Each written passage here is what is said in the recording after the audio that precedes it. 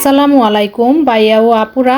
আজকের ভিডিওর ইন্ট্রো দেখে কিন্তু নিশ্চয়ই বুঝে গেছেন আপনারা আজকের ভিডিও কি নিয়ে থাকছে। হ্যাঁ, আজকে আমি শীতের পিঠা চিতই পিঠা বানাবো। আজকে আমি দুধের শিরায় ভেজানো চিতই পিঠা বানাবো। তো তার জন্য আমি প্রথমে 3 লিটার দুধ নিয়ে নিয়েছি এখানে। তো 3 লিটার দুধ একদম জাল করে ঘন করে নিয়েছি, মানে প্রায় 2 লিটারের মতো করে নিয়েছি। তারপর আমি এখানে গুঁড়া দুধ দিয়ে দিচ্ছি।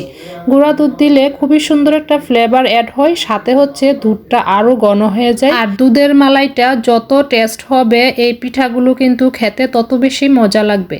তো এই তো ঘন করে নেওয়ার পর আমি এখানে কিছু দারচিনি, শাল আর এলাচি দিয়ে দিচ্ছি, সাথে হচ্ছে আমি কিছু কুচানো নারিকেলও দিয়ে দিচ্ছি।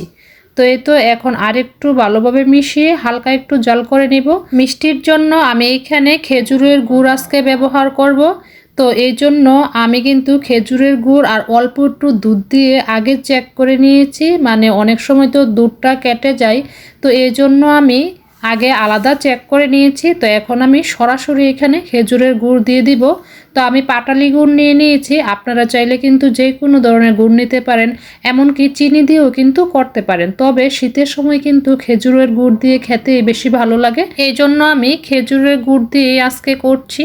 তো আমি কিন্তু সম্পূর্ণ গুড় দিয়ে দিচ্ছি না, আমি একটু দিচ্ছি অল্প অল্প করে। তারপরে আমি চেক করে দেখব মিষ্টির পরিমাণ ঠিক আছে কিনা। যদি লাগে তারপরে আমি আরও কিছু পরিমাণে গুড় দিয়ে দিব আর কি। তো এই তো আমার কিন্তু পরিমাণ মতো মিষ্টি করে নিয়েছি। তো অলরেডি কিন্তু দুধটাও জাল হয়ে অনেকটা ঘন হয়ে গিয়েছে, একদম মালাইয়ের মতো হয়ে গিয়েছে। তো এখন আমি চুলা থেকে নামিয়ে রেখে দিব, একদম ঢাকনা দিয়ে রেখে দিব। তো এখন আমি চিতই পিঠা বানানোর জন্য এদিকে চাউলটা ব্লেন্ড করে নিয়েছি। তো ব্লেন্ড করে নেওয়ার পরে মনে হচ্ছে আরও একটু পাতলা হলে ভালো হবে। তো আমি নর্মাল তাপমাত্রার পানি এখানে মিশিয়ে তার পিঠার ডোটা তৈরি করে নিচ্ছি। তো এই তো হয়ে গিয়েছে, এখানে শুধু পানি আর লবণ দিয়ে কিন্তু আমি এই মিশ্রণটা তৈরি করে নিচ্ছি। তো হয়ে গিয়েছে, এবার বানানোর পালা। তো চুলায় আমি অলরেডি আগে থেকেই কিন্তু একটা লোহার তাওয়া বসিয়ে রেখেছি।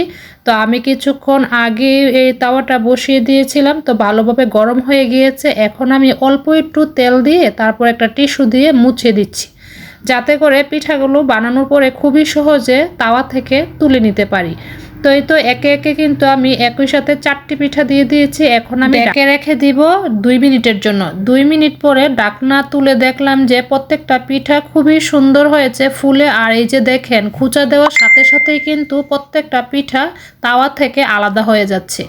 তো এটা কিন্তু কোনোভাবেই স্কিপ করা যাবে না, আপনারা চেষ্টা করবেন একটু তেল টিস্যু দিয়ে লাগিয়ে মুছে দেওয়ার জন্য।